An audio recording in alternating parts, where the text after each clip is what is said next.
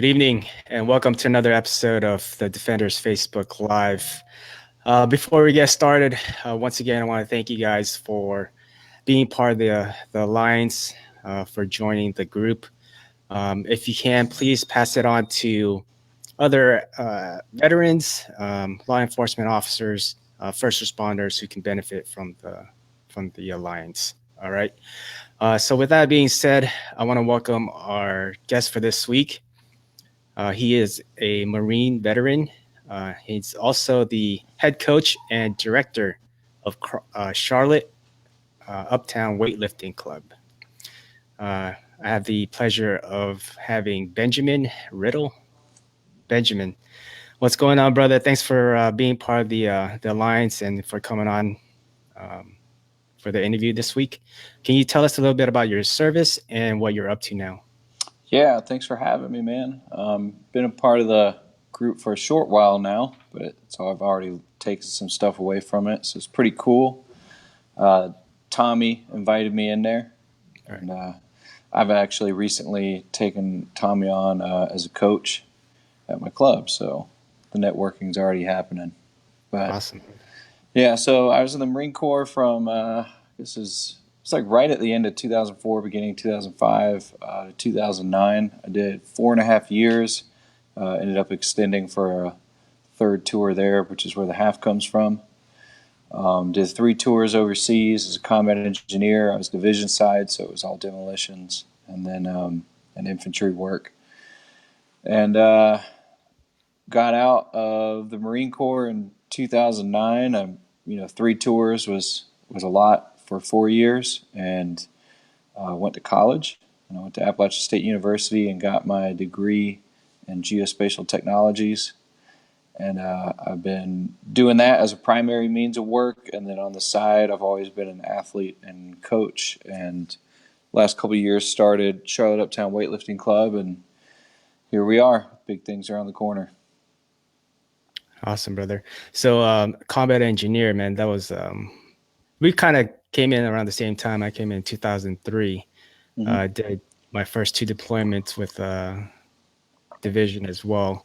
Where did you serve? Were you East Coast or West Coast? Yeah, I was 2 Div, Lejeune. Okay. Yeah. So tell us a little bit about your time in service. What was your biggest takeaway from serving in the Marine Corps? Um, I'd say the biggest takeaway was just developing the work ethic and just general picture of self-worth. So I think personally, human beings kind of are hard-lined to thrive in adversity. I think that's probably where we draw the biggest fulfillment from is it's not when you're sitting on a beach, drinking a Corona, even though those moments are nice, but you think about the feeling you got when you return from a deployment or when you do something very difficult, provided you weren't under some kind of traumatic stress, like how fulfilled you felt through just your general hard work that you'd put in. And so learning that feeling and then having left, when I joined the Marine Corps, I was young, obviously, and I really felt like I came into my own through those years and kind of became a man, so to speak. And I would say my biggest takeaway was walking away and feeling like I had done something, like I had accomplished something, and like I had given something, and I could grow forward from there. Excellent point, man. Yeah, you brought up the point of probably just doing something bigger and being part of something bigger than yourself, right? Like you said, you did 3 deployments in 4 years. I know that's a lot of struggle that comes with that. So what is your best advice for those who are still serving and maybe for those who are planning on serving? Some things change, some things stay the same. And obviously I don't know what the climate is like in today's Marine Corps, but one thing I do know about the Marine Corps is that a lot of it stays the same too. Hence the reason Marines can get along across all age groups. I don't know what it's like to have a cell phone over in Iraq, you know. So I've heard stories about that, you know. But Sat phones. We had sat phones back in the day. yeah, I mean, I wasn't Yeah. texting or taking selfies or anything. But the biggest takeaway is you're gonna get what you put into it, you know. And it's a hard job, and you're gonna deal with a lot of different personalities that believe a lot of different things.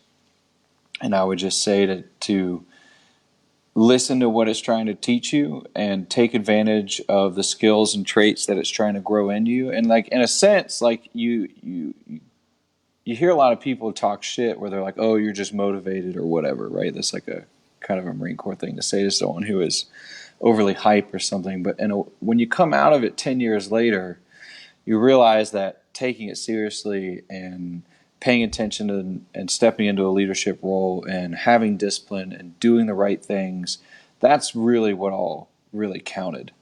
You know, it wasn't who looked cool or who could get away with a longer haircut or, you know, who was just super cool around the edges. It's about what you can take away with it and the effort that you can put into it and the good that you can do with it. And especially in the Marine Corps, that's pretty much instilled from you guys in day one, right? Yeah. Um, Yeah.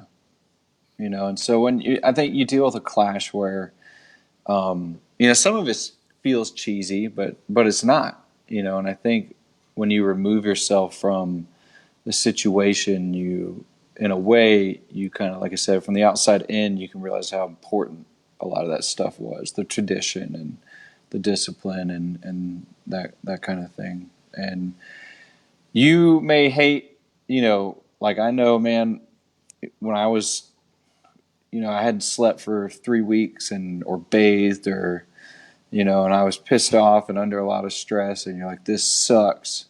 Believe it or not, you're gonna miss it at some point. You know. right. I mean, that's a great point because I mean, I know we've talked about this before, but it's the people that you go through it with, the brotherhood that you miss the most. And again, that's some at times a struggle for military members that are transitioning back into the civilian world. Mm-hmm. Um, And that's everyone's individual story, man. I mean, the way people deal with that, I know how I dealt with it. Some people are better at it than others. You know, some people need other things, and that's a whole nother story. And what you choose to do with yourself when you get out, and yeah, you do. Like I've stayed close with several of them, and some of them are still my best friends to this day. And like I said, I'm throwing this weightlifting meet in honor of them. You know, mhm. and I'm sad to say that I even lost a friend to just kind of a freak heart attack. Lost a Marine I served with in Ramadi just last week, Richie Driscoll, and he was up in Boston. And like I hadn't really talked to that guy much in 10 years almost, you know, and just through social media and stuff. But like that one hit me because it's, you know, it's weird losing guys after, you know, and like you feel like you've made it, and then you know this freak stuff happens, and it was just kind of, he was 34, you know, so it's, you're just kind of like, you know, every moment really is a gift, you know. And he had a kid, and he had a wife, he had 2 kids and a wife, and I'm sure when he went into cardiac arrest on April 27th, the 26th, I saw he posted a meme about, you know, the Red Sox. I mean, it's not like he knew that was coming, Right. you Yeah. know what I mean? So every day really is a gift, man, when you get out. Well, condolences to his family, and yeah, man, like you said, you go through some of the hardest times, the most difficult times in your life while being out there, and then you come back and you lose, lose something like that. Hmm. That's tough. His Um, family, man. So, right. Yeah. Let's talk about your transition out of the Marine Corps. You said you got out in 2009, hmm and then you went to school, right? hmm Um, what was your experience, and what led you to, I guess, opening up your own gym? Yeah, so it's all pretty connected. Um, so when I got out, I had, excuse me, I had extended from my third tour because I basically had some friends that were like, because I didn't have to do the third tour, I could have just short timed, Hmm. and and they were just like, we don't want to go back without you, and I was like, oh, okay, and, and so we did it, and we made it back okay, and like so they all go on their leave after their post deployment leave, and so it's kind of very anticlimactic because I stepped out like those 2 weeks while they were on leave, right, and I was just kind of on base by myself, and I signed my paper with the first sergeant that was on duty because he was like the only one there, and I was like, all right, man, I'm just gonna leave now. Deuces. Yeah, Deuces. yeah. So it was kind of a weird feeling, especially having just come home from a deployment, and I threw my bags, which I had like 2 sea bags in the back of my pickup truck, and so if you're in North Carolina, it really does go from the coast kind of up the mountain, the whole state, right? So that's 5 hours of driving, but that kind of slowly happens. And so I was going to college at Appalachian State, and that's a whole other story if you want to know what it's like to apply to colleges while you're in a combat zone. Um, and I like drove up and started class, man. I mean, I still had sand in my hair, and so that was a crazy experience. I didn't have any furniture or nothing. Like the first couple of weeks, I was just like sleeping on the floor in a sleeping bag until I could, get my furniture and stuff like that. And, Was it weeks or when you came back from deployment and then you went to school? Like, how was the time frame for that? yeah, so it took like 2 weeks to step out. I think I spent like a week at my mom's house, just kind of her giving me stuff that she kept, for the last 4 years, and which wasn't much. I had like some cardboard boxes, no furniture, and Oh wow. uh, drove up there. And yeah, I was I went up a little early because I needed to find an apartment and all that. So I had about a month in the mountains, and I was staying in hotels, just like shopping around in the area looking for apartments, and got an apartment. And I think class started, a couple weeks after that. And so yeah, I mean, I hit the ground running, and Yeah. that was a crazy experience. Like you definitely feel like, so to speak, a shark out of water. Because like I said, I was in a combat deployment maybe 6 weeks before my first class, and in the college environment, you're dealing with very young children,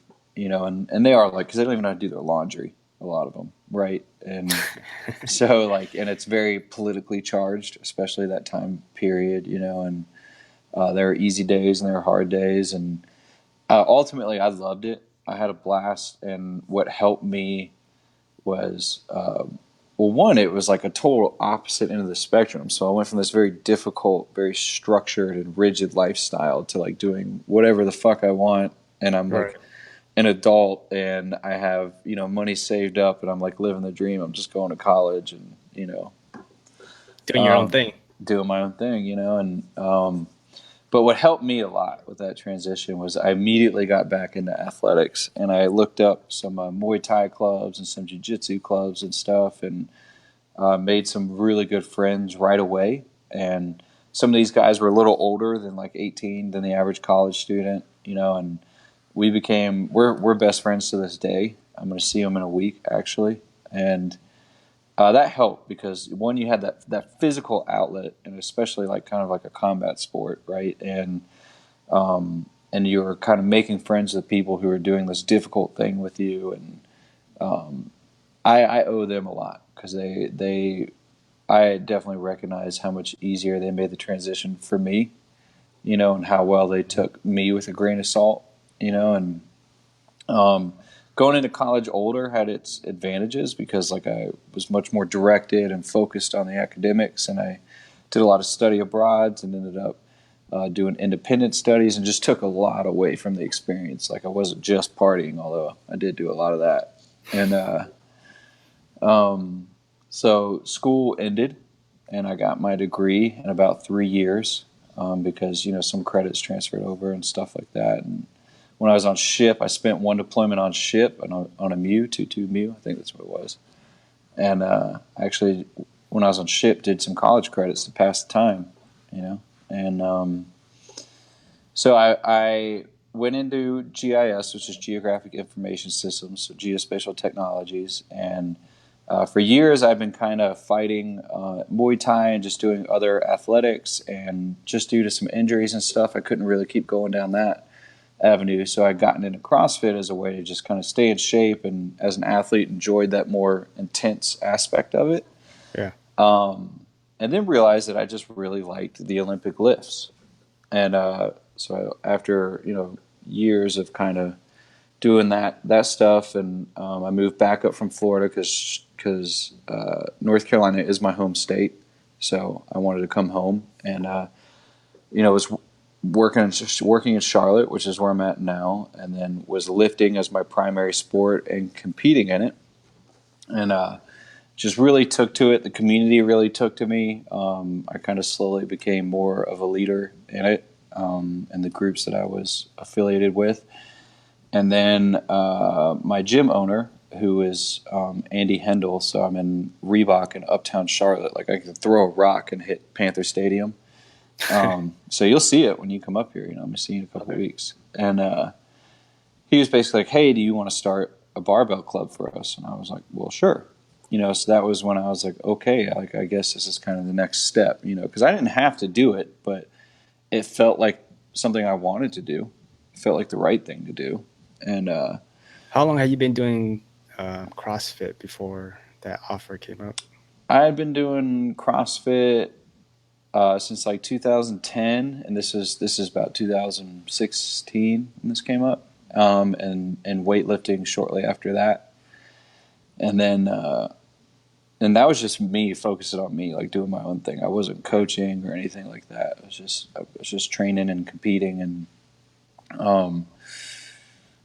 so I started the club, and at first I was just like, this is a cool thing, and I'm gonna try my best to have a cool club and people to train with and coach, and because I always kind of had a knack for coaching, I would coach Muay Thai and stuff like that, and it's grown. I mean, it's amazing how well it's responded in the last over 2 years. It's been open now. Like, we're at a phase of a lot of growth right now, and we've got some really good athletes and a really cool team, and they're coming together, and it's just an exciting time for us with the meet and the club growing and stuff like that. So it's been really successful, and that's been exciting. Awesome, brother. It gets more difficult. Like, Right. I just recently registered for the American Open in Philly, and Series 2, and they make you fill out this questionnaire, and it's usually just so like announcers have something to talk about, like when you're lifting and they're streaming and stuff. And one of the questions was, what was your most difficult time in the sport? And mine was becoming a coach and running a club. It wasn't like any physical aspect of any competition. It's when you step into a leadership role and assume all that responsibility, and people depend on you. That was going to be my next question. So, like, basically, it's when you're, like you said, stepping up into a leadership role, managing people under you that that basically rely on you with their livelihood, right? Mm-hmm. So so that was your worst moment. What's been the I guess the Hardest, best? I wouldn't say worst. I mean, Okay. I would say it's also been, I mean, one of the best moment, because it's extremely rewarding watching this thing grow and managing people and seeing them grow as a team successfully, and watching the club grow in many aspects. So yeah, extremely hard work, because all of a sudden when you assume that role, it's no longer about you. And that's the biggest thing with leadership, is that they come first. It's not about you, it's about Right. them. And so, there are definitely days I want to train, but I don't necessarily get to. And like, even yesterday, we had a lot of athletes come in, and we're sharing a space, and a lot of these are new athletes, and they don't really know what to do or where to start. And I'm trying to train and just realize, like, I can't. I'm going to have to start waking up at 5 a.m. now and going in and training, so that I can get my stuff in, so that I can go in there in the afternoon and focus on them, right? Because I did have it structured where like 3 days a week, I had very specific coaching times, right? It's like come in then and I'm not training and I'll focus on you as an athlete. But with the amount of growth we're having right now, it's not realistic for me to hold that schedule now. And so it's like I at least need to be coming in an hour or two in the afternoons and focusing on especially new people who need to get orientated. Sacrifice of that Yeah, leadership position. right. You know, All right. Um, so I guess that was the hardest part. What would you say was the worst moment in building this club in this gym?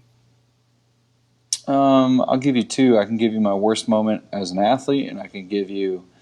I wouldn't. Yeah, probably the worst moment of a club owner is that. I'll start with the easy one. As an athlete, I had this big competition coming up, and I was gaining a lot of momentum at the time, and a lot of people were watching, and I'd flown up to Philly, and I was actually with my best friend from the Marine Corps, and like it was being streamed, and like my family was watching, and my team was watching, and I bombed out, which means I missed all my snatches, and then I missed two clean and jerks. And so I went 1 for 6 in my lifts and then came home to a failed relationship. And like that was a pretty dark period for me, and it took a lot of strength, it took a lot of wind out of me at the time. And I really had to focus on what we call our why as an athlete. Like, why do you do this? And I had to really find that and continue the strength to keep training and competing. And I think ultimately that gave me more strength in the sport to move into a leadership role, having gone through that kind of failure within the sport. And then as a coach, I would say I've even lost friends over this thing, and teammates, because just because you are friends doesn't mean that you'll make a good team where coaching is involved or running a business is involved.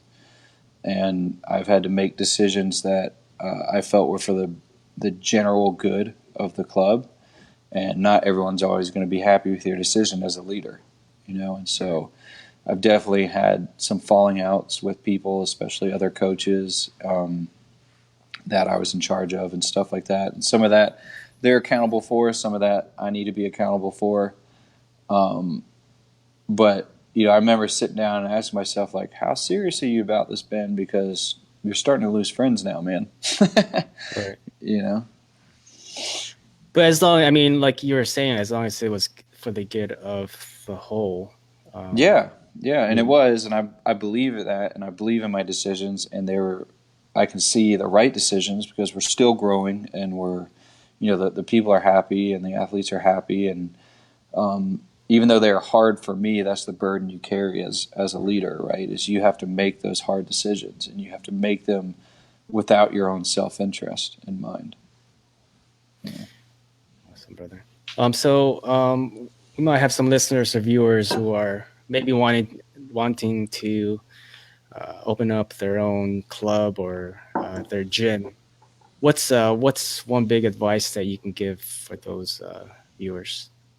Uh, do it, but only do it if you really love that aspect, the coaching. Because, like I said, it's a lot of extra time on your week. Like, I work full time, and this thing probably adds another 30 hours a week on me, so I'm pretty busy. And, if you start growing, you're going to have to find some way to put them before you and also keep yourself fulfilled and happy. And like I said, I love it, so don't think that I'm saying it's not worth it. I'm just saying be prepared. And um, make sure that you find an environment that will allow your athletes to be healthy training. And by healthy, I don't only mean physically, I just mean a place where they can be happy and supported and feel welcome and have a Mentally. community and a team. So you got to choose the right space and the right environment for them. And at some point, it's going to seem like a lot of fun, because, and it is, but again, if you want to take it seriously and you want to see it grow, there's definitely a managerial side to it that you have to take more seriously. It's not just a party, and as you grow in the sport, as your team grows, more and more people are going to start to recognize you and your team. And you need to take very careful steps about how you navigate this environment politically. So, Awesome advice, man. So, what's one internet resource that our listeners and viewers can use in pursuing that, opening up their gym or weightlifting club? reach out to club owners. There are many club owners and business owners are willing to help you. Kind of a method I always embrace is like I always choose to build my community up because I do genuinely believe that we're all stronger together. Not everyone's going to agree with you, and not everyone's going to be your friend. But even in spite of that, do your best to build other people up, and they'll help you. And I mean, this right here, right now, is a good example, right? And so reach out to other club owners. You can reach out to me. I'll be happy to help you. USAW is actually, so USA Weightlifting, a very responsive organization. Like I've had email chains more than once with the president, CEO, and he returns very quickly. Phil Andrews. If there's a very experienced club owner in your area, like we have Dan Rose around here, who's the president of North Carolina Weightlifting, and he's an invaluable resource. Find something like that can help you, someone like that. And so go through USAW, find more experienced coaches, find some clubs or businesses and those people that can help you. And don't be afraid to ask. They may say no, but don't be afraid to ask. Like, hey, can you show me like your startup finances, or can you show me how it is you got the club registered, and maybe what I need to consider, like anything at all. So yeah. Yeah, the key is to basically just get out there and get your name out there, and like what Ben was saying, just don't be afraid to ask. Like the worst thing that they can say is no, and then just move Yeah. on. Just move on to the next person that can help you. Like Yeah. I mean, there's no harm in that. Like there's gonna be a lot of people that are gonna say no to you. Not Just everyone's going to want to be your yeah, friend, and yeah, that's okay. right. So let's see. We got Tommy here. Tommy, what's up, man? Tommy saying what's up to What's up, Tommy? That's our everybody. Tommy. Yeah, Tommy Williams. Yeah. Thanks for coming on, Tommy. All right. So let's talk about the event, man. June 2nd. Can you tell us a little bit more about the Battle of the Fallen? Yeah. Sorry. So how that started? This is my dog. Hey, how's it going? She's our team mascot. Yeah. So how that started was, so I was training under Barbell Shrug, and we had this team called Flight, and a lot of us were very remote athletes, and so I just thought it'd be cool one year to kind of invite everyone and just do like an unsanctioned kind of closed event and get us all together for people who hadn't met in person, because a lot of us had met. We had ran into each other at competitions and stuff like that, but. And that was the idea. They all came in from far and wide. We had people traveling from Canada and Spain, and we took it into Reebok, and we got some beer, and we threw down, and we had a great weekend. And then next year, I knew I wanted to do it again, but I didn't realistically see this. I needed to grow it somehow, Right. right? Because I wasn't going to have that necessarily the same success unless I had a new driver behind it. And the idea, my girlfriend at the time was like, "Well, we should communicate with veteran companies and stuff." So I was like, "Okay." And so I was like, "Well, let's make it a veterans charity meet," and that grew into something for me, because all of a sudden it became, instead of a labor of love, really something more personal where I could give back to this community now, and I don't have to just sit here and be like, oh man, this sucks, or what can we do? I'm doing something, that I can do about it. And so I've lost unfortunately many friends. I'm of no shortage of people to dedicate this meet to, unfortunately, but the first meet was dedicated to Trevor Johnson, who was killed overseas, a friend of mine. And this year's meet is dedicated to David Wallace, who was a squad leader of mine, and both these guys actually died in the same engagement. So their deaths are actually tied together. But last year I said, well, I'm going to turn this into a charity in his honor. And it just turned out that his widow, Nikki Johnson, had made a charity called Fob Johnson, F-O-B Johnson. And that's just fobjohnson.com if anyone wants to check it out. You can check it out so you can see where the money's going. And she started a charity in his name, and it helps. It basically what it is, it's like 5 different ranches. One's in Costa Rica, 3 are in California, one's in Montana. And vets who are coming back from combat deployments can basically go to these places for free. And there's rifles, you can hunt, you can ride ATVs, you can just get in the hot tub, you can just read. But you go out there and all the expenses are paid, and you just kind of unwind and get your space. And so it's to help people kind of reintegrate back in. And so that's where the money is going, and that was the charity I chose because, one, it's also, again, personal, but two, right. I know exactly where the money's going. I'm not donating to like Wounded Warrior and I have no idea what's happening to that money,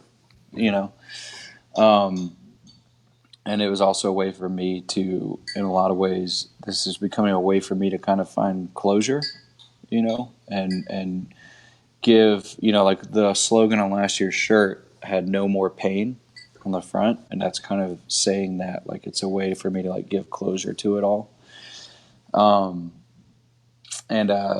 So this year's meet is, last year was hugely successful. We had 65 registered athletes. Hundreds of people showed up. The community really pulled together for it, and it was an amazing experience. And so, I was like, let's keep doing this. And so, right.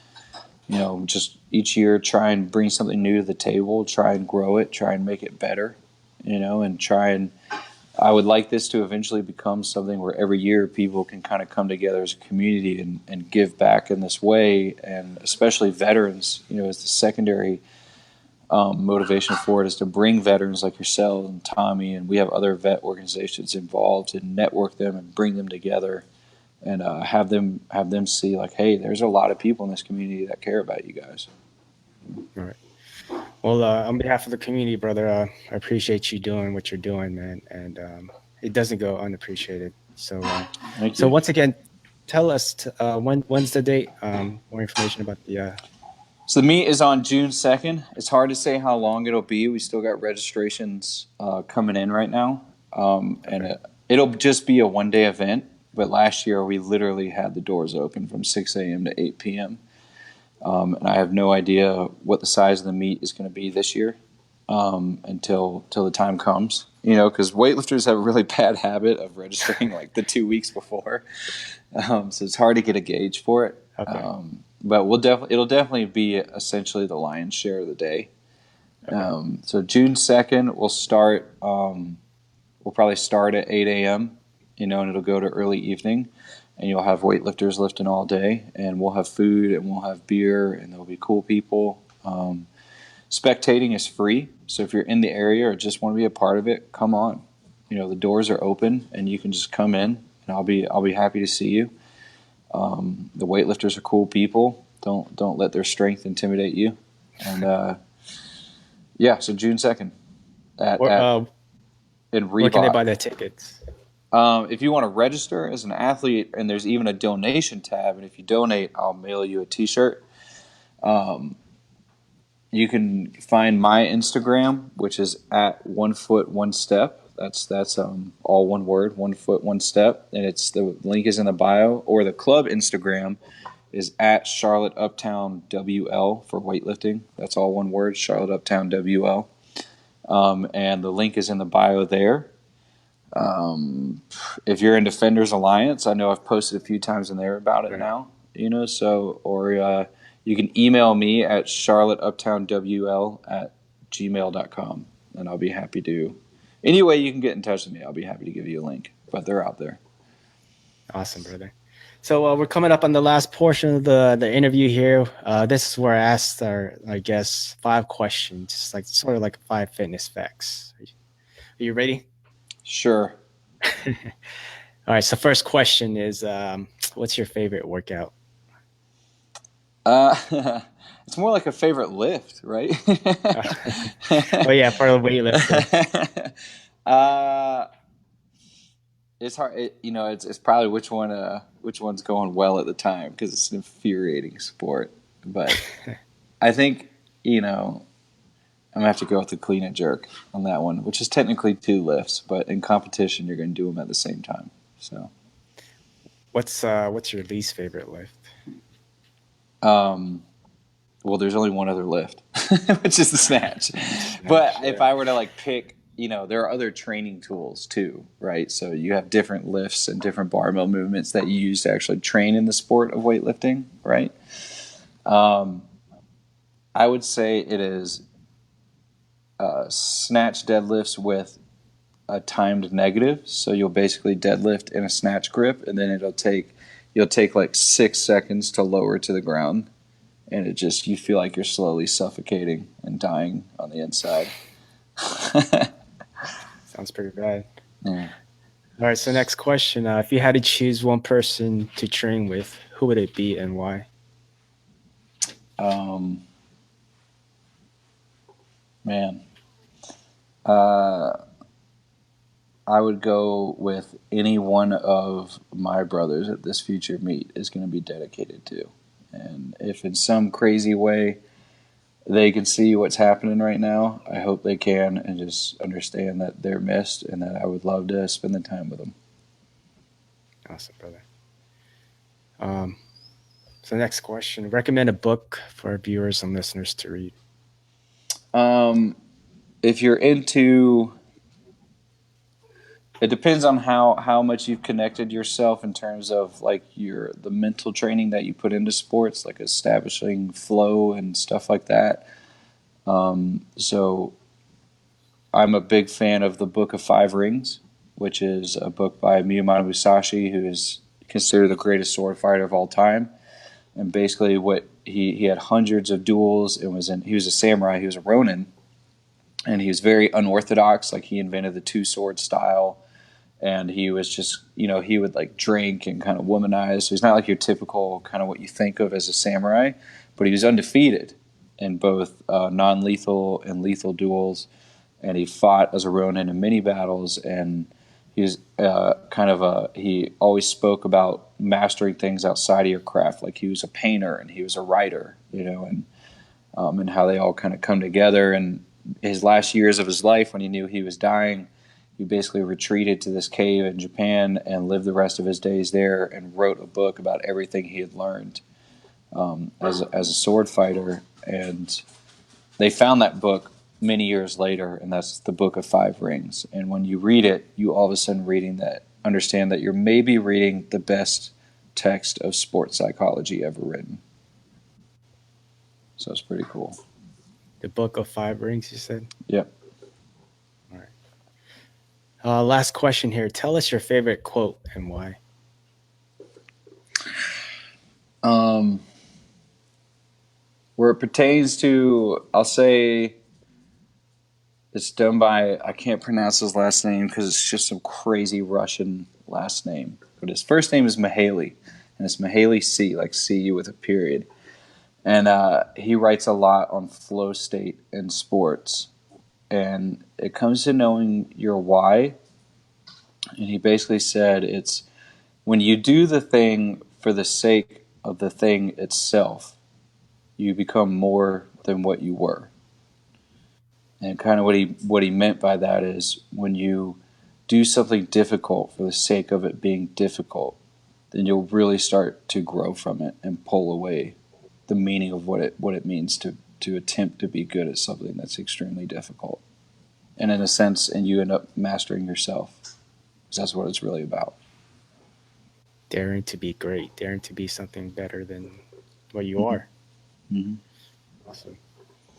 Awesome. So Benjamin, Ben, thanks again for being part of the interview here. So where can our tell us again? Where can our members and our viewers where can they be able to reach you at? You can friend request me on Facebook if you want. That's great, and I'll respond to you guys. You can email me at charlotteuptownwl@gmail.com, or you could reach out to me on Instagram. And again, the two accounts there are 1 Foot 1 Step, which is my personal Instagram, and then the club Instagram is Charlotte Uptown WL. So any of those avenues work, and you could do a handwritten letter if you would want. But I'm not going to give you my address over a live feed, so maybe if you contact me. Awesome, brother. So, guys, make sure you guys check that out. And also, if you guys are in the area, check out the event Battle for the Fallen 2, June 2nd at Charlotte Uptown Weightlifting Club. Ben, I got one final question for you. So, what can I do for you?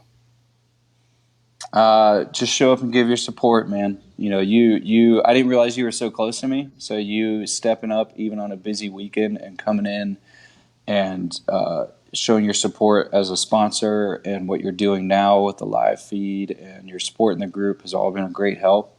And that's all I need from you, man. It's been wonderful. Awesome, brother. Anything I can do to help? Ben, again, I appreciate you for coming on, and I'll see you in a couple of weeks, brother. Yeah. See you All right, guys. bro. Take care.